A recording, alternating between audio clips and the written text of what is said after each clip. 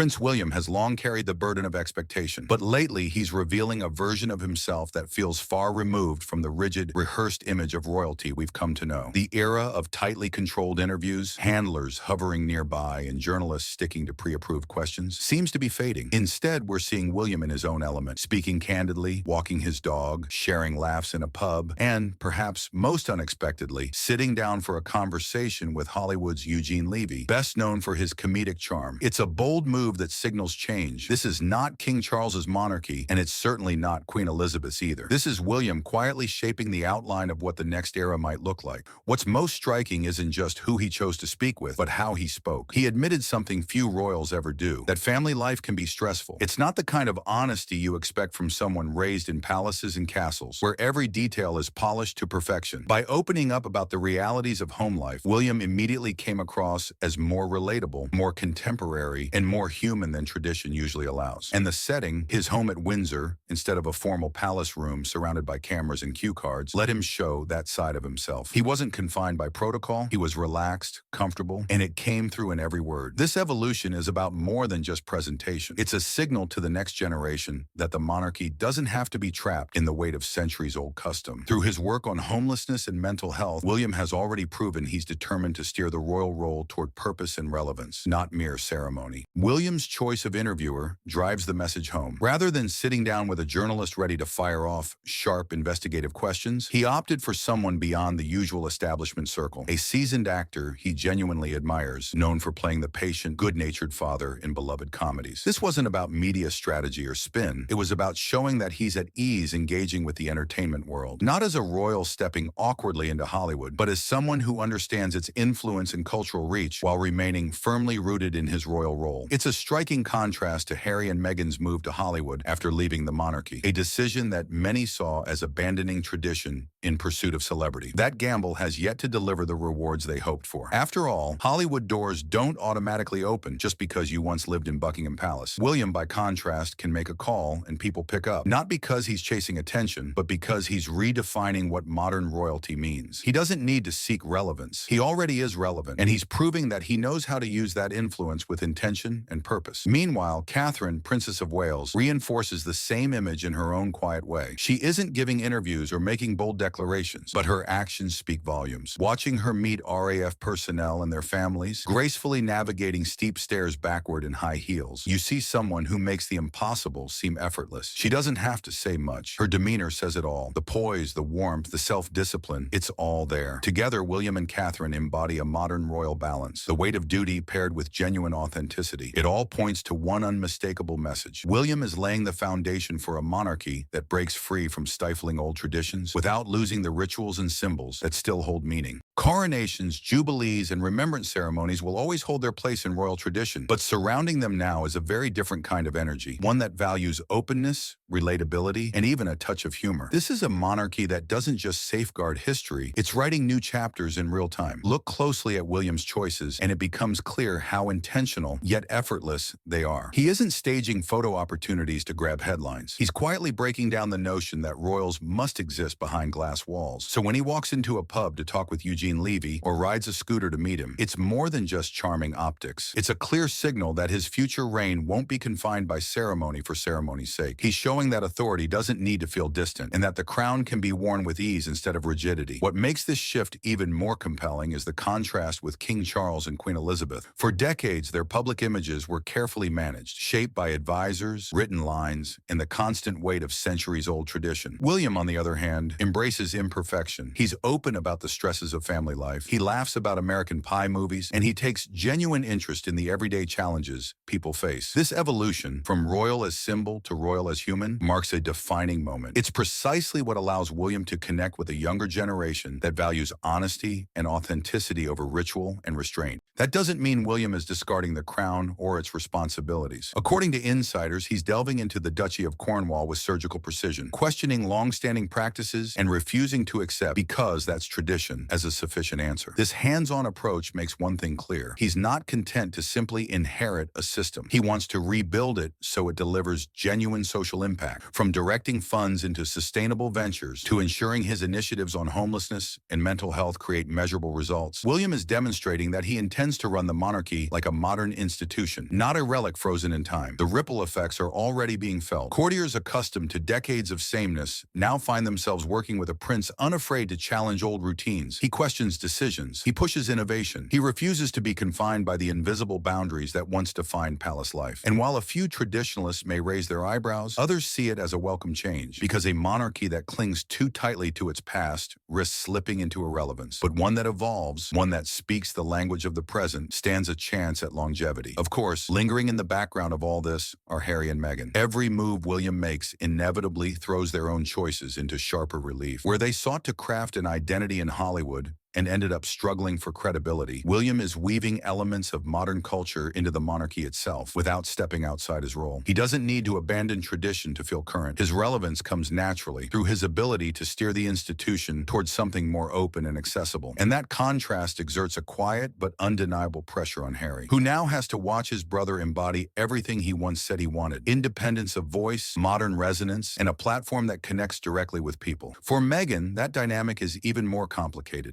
The more William reshapes the monarchy into something progressive and relatable, the harder it becomes for Meghan to claim that royal life was too restrictive for her to flourish. William is proving that evolution from within is possible, and in doing so, he's dismantling the narrative that leaving was the only path to authenticity. The irony couldn't be clearer. Meghan stepped away to embrace the entertainment world, while William is blending cultural relevance and royal duty seamlessly from within the palace walls. And as he does, the spotlight naturally drifts toward him, leaving the Sussexes struggling to keep pace from the sidelines. The outline of the future monarchy is coming into focus, and it's far less rigid than the version Britain has known for generations. William doesn't view the crown as a museum piece. He's shaping it into a living instrument, one that connects with people where they are. His commitment to doing things differently, from choosing unconventional interviewers to rethinking royal finances to speaking openly about the pressures of family life, sends a clear message. The next chapter of the monarchy will be defined by transparency and adaptability. He's not rejecting tradition. He's refusing to let it become an excuse for inertia, and it's the balance he strikes with Catherine that makes this transformation so compelling. While William is pushing boundaries in how he communicates and leads, Catherine provides the quiet steadiness that reassures those wary of too much change. Together, William and Catherine embody both familiarity and freshness, discipline and humanity. Her composure at public engagements, her ability to balance grace with genuine warmth, perfectly complements William's openness and modern sensibility. It's more than a marriage. It's a partnership carefully aligned to project stability while guiding the monarchy through transformation. And the rest of the royal household can't afford to overlook what that means. Staff once accustomed to doing things by the book now find themselves working with a future king who constantly asks why. Courtiers who used to lean on the phrase, "That's how it's always been done," are realizing that such answers no longer hold under William's watch. Even time-honored traditions, coronations, remembrance services,